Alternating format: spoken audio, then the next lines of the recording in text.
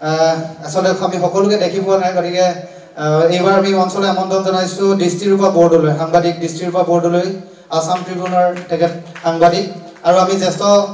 বিশিষ্ট অতিথিসকলৰ দ্বাৰাও আৰু ফাৰ্ষ্ট নিউজ আসামৰ পৰিচালক সঞ্চালকেও তেখেতলোকক সম্বৰ্ধনা জনাব গতিকে আমি বিশিষ্ট আমাৰ অতিথিসকল আছে তেখেতলোকক গামোচা পিন্ধাব আৰু তেখেতলোকক সম্বৰ্ধনা পত্ৰ প্ৰদান কৰিব জনাইছো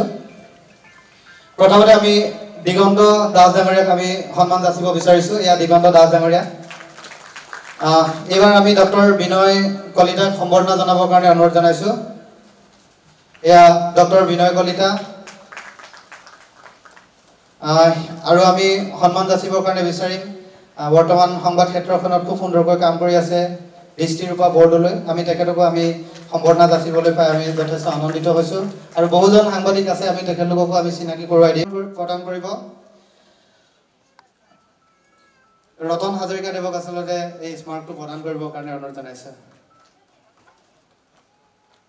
এয়া ৰতন হাজৰিকাই আমাৰ জ্যেষ্ঠ সাংবাদিক পংকজ মেধি ডাঙৰীয়াক সম্বৰ্ধনা জনাইছে আমি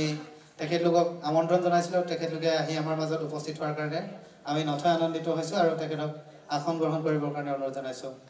কৰ্মদাৰ যদি হাৰমনিয়ামখন ৰেডি হৈছে তেখেতলোকক আচলতে আমি অকল গামোচাখন দিছো গতিকে আমাৰ অতিথিসকলৰ তৰফৰ পৰা তেখেতলোকক আমি মানপত্ৰ এখন দিম আৰু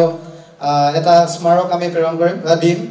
আমি স্মাৰক দিবৰ কাৰণে প্ৰথমতে ডক্টৰ আব্দুল ছাত্ৰক ডক্টৰ বিনয় কলিতা দেৱক আমি দিবৰ কাৰণে অনুৰোধ জনাইছো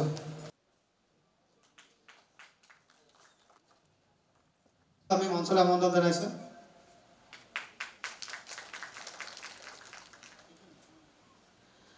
ৰঞ্জন হাজৰিকা দেৱক আমি অকমান আগুৱাই আহিবৰ কাৰণে অনুৰোধ জনাইছো আচলতে অকণমান ৰঞ্জন হাজৰিকা আমি আটাইকেইগৰাকীকে এটা এটা স্মাৰক আমি প্ৰদান কৰিম স্মাৰক এইবাৰ স্মাৰক প্ৰদান কৰিব আমাৰ এইবাৰ আমি ৰাজু কলিতা দেৱক আচলতে আৰু অজয় বৰ্মন ডাঙৰীয়াকো আমি এটা স্মাৰক আচলতে দিব বিচাৰিম আমি আচলতে তেখেতে যথেষ্টখিনি আমাক অৰ্থনৈতিকভাৱে সহায় কৰিছিল সেইগৰাকী পৰমা ফুকন এগৰাকী শিল্পী তেখেতে খুব সুন্দৰ গীত পৰিৱেশন কৰে গতিকে আমি তেখেতক সাজু হ'বৰ কাৰণে অনুৰোধ জনাইছো আমি পৰমা ফুকনৰ গীতটোৰ পিছতে আমি পৰৱৰ্তী কাৰ্যসূচী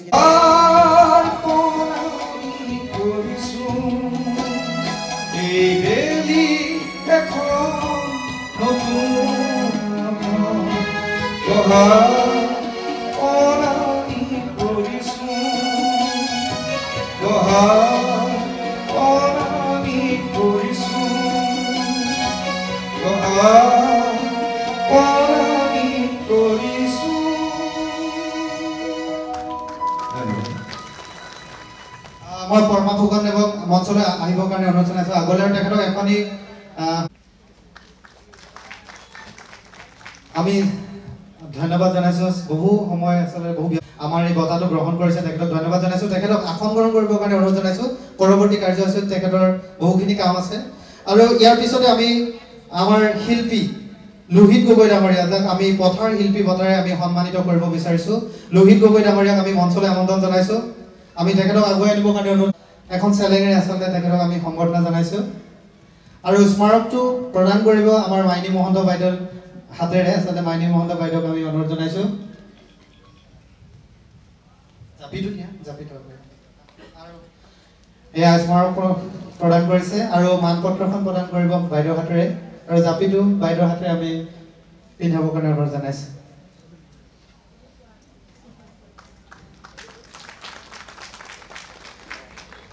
আমি নথৈ আনন্দিত হৈছো লুইদা ইয়াৰ পিছতে আচলতে আৰু দুজন ব্যক্তিক আমি সম্বৰ্ধনা জনাম তাৰ পিছতে লুইদাৰীয়াক আমি কৃষক বন্ধু বঁটা 2025ৰে সন্মানিত কৰিব বিচাৰিছো যাৰ আদৰ্শত বৰ্তমান অসমৰ বহু যুৱক আগবাঢ়ি আহিছে যোনে কৃষি পদ্ধতিৰ জৰিয়তে নিজৰ আদৰ্শবিলাক প্ৰতিষ্ঠা তিনিচুকীয়া পেঙেৰিৰ পৰা আহিছে তেখেতে আমাৰ নিমন্ত্ৰণ ৰক্ষা কৰাৰ কাৰণে তেখেতে আমাৰ বঁটা ৰক্ষা কৰাৰ কাৰণে আমি তেখেতক ধন্যবাদ জনাইছো এখন জনগোষ্ঠীয় গামোচাৰে সম্বৰ্ধনা জনাইছো এখন চেলেং আমি দিব বিচাৰিছো আৰু স্মাৰকটো প্ৰদান কৰিব আমাৰ ৰতন হাজৰিকা দেৱৰ হাতেৰে আমি তেখেতক এই বঁটাটো প্ৰদান স্মাৰকটো দিছো এইজন কৃষকৰ আচলতে আপোনালোকে সোশ্যাল মিডিয়াত ধনীৰাম চেতিয়া যদি আপোনালোকে চাই তেখেতৰ কৰ্মখিনি আপোনালোকে খুব সুন্দৰভাৱে চাবলৈ পাব আৰু তেখেতৰ সঁচাই এই কৰ্মই আচলতে নতুন প্ৰজন্মক উৎসাহিত কৰিব তেখেতক এটি জাপিৰে আমি সন্মান যাচিব বিচাৰিছোঁ আমি নিয়ম চেতিয়াৰ দৰে ব্যক্তিক আমি আমাৰ এই মঞ্চত আমি আমন্ত্ৰণ জনাব পাৰিলোঁ তেখেতে আমাৰ আমন্ত্ৰণ ৰক্ষা কৰিলে গতিকে আমি তেখেতক ধন্যবাদ জনাইছোঁ ইয়াৰ পিছতে আমি এজন সমাজকৰ্মী তিনিচুকীয়াৰ পৰা আমি নিমন্ত্ৰণ কৰিছিলোঁ তেখেত হৈছে ৰহেন্দ্ৰ মৰাণ গুলি অসম যাক আচলতে গুলি অসম বুলি জনাজাত সেইগৰাকী জনগোষ্ঠীৰ এখন গামোচাৰে তেখেতক আমি সম্বৰ্ধনা জনাব বিচাৰিছোঁ এয়া ৰহেন্দ্ৰ মৰাণ দেৱক এখন তিৱা গামোচাৰে আমি সম্বৰ্ধনা জনাইছোঁ আৰু এটা জাপি আৰু তেখেতক সন্মান যাচিবৰ কাৰণে স্মাৰকটো প্ৰদান কৰিবৰ কাৰণে আচলতে দয়ানন্দ পাঠক ছাৰক আমি অনুৰোধ জনাইছোঁ দয়ানন্দ পাঠক ছাৰক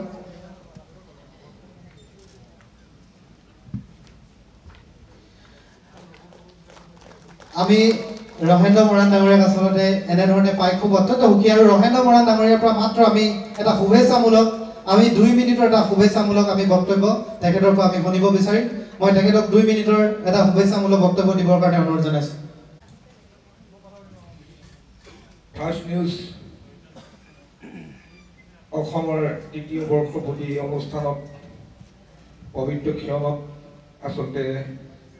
মঞ্চত উপবিষ্ট মোৰ শিক্ষাগুৰুসকল আৰু আজি আসন অলংকৃত কৰা মোৰ অতিকৈ শ্ৰদ্ধাৰ বিভিন্ন চৌধত আচলতে কাম কৰি থকা মোৰ শ্ৰদ্ধাৰ ৰাইজ সকলোকে গভীৰ অন্তৰ্মনৰ পৰা ধন্যবাদ জনাইছোঁ আচলতে কথা কোৱাৰ ইচ্ছা নাছিল যথেষ্ট গাম্ভীৰ্যপূৰ্ণ এই অনুষ্ঠানটোত জ্যেষ্ঠসকল আছে সাংবাদিকসকল আছে সকলোকে পুনৰবাৰ শ্ৰদ্ধা জনাইছোঁ আমি আচলতে মানুহ হিচাপে পৃথিৱীলৈ আহিছোঁ গতিকে আমি মানুহ হিচাপে জীয়াই থকা দিনকেইটাত মানুহৰ বাবে কাম কৰিব লাগিব সমাজখনত আমি দুটা পুলি ৰুই থৈ যাব লাগিব যি দুটা পুলিয়ে সি গছ হৈ ফল নিদিলেও যাতে তাত আমাক ভাল পোৱা এই সমাজখনত আমি মানুহ হিচাপে ভৰ্তি থকা মানুহে যাতে জীয়াব পাৰে ছাঁ ল'ব পাৰে তাৰ কাৰণে কাম কৰিব লাগিব নতুন প্ৰজন্মৰ কাৰণে কাম কৰিব লাগিব সুৰক্ষিত ভৱিষ্যত প্ৰজন্মৰ কাৰণে কাম কৰিব লাগিব এই 10টা দিনত আমি আচলতে খুব আন্তৰিকতাৰে মানুহৰ হৈ কাম কৰিব লাগিব গতিকে এইখিনি ক্ষেত্ৰত আমি কোনেও যাতে কৃপণালি নকৰোঁ নিশ্চিতভাৱে তাৰ প্ৰতি আমি যদি লক্ষ্য ৰাখি কাম কৰোঁ আমি যদি আজি ছাত্ৰ ছাত্ৰীসকলক যদি ভালদৰে আগুৱাই লৈ যাওঁ গাঁৱৰ সহায় মানুহবিলাকৰ কাষত যদি আমি বিপদত থিয় দিওঁ তেতিয়াহ'লে আচলতে আমি চিঞৰি থকা এই 3,50,00,000 40 লাখ মানুহৰ সংখ্যাটো প্ৰয়োজন নহ'ব গতিকে নিশ্চিতভাৱে ভাল কাম কৰিবলৈ অসহায় অসুস্থ এগৰাকী আইমাতৃক বা পিতৃক বা যুৱবন্ধুক আমি মেডিকেলৰ পৰা খোজ কঢ়াই লৈ আহিবৰ কাৰণে মাত্ৰ ভাল মানুহ 5জনৰ প্ৰয়োজন আছে এগৰাকী ছাত্ৰীক আমি তেওঁক মেধাসম্পন্ন ছাত্ৰীক আগুৱাই দিবৰ কাৰণে যদি আমি 5জন মানুহ আগবাঢ়ি যাওঁ 5খন কিতাপেও যদি সহায় কৰোঁ নিশ্চিতভাৱে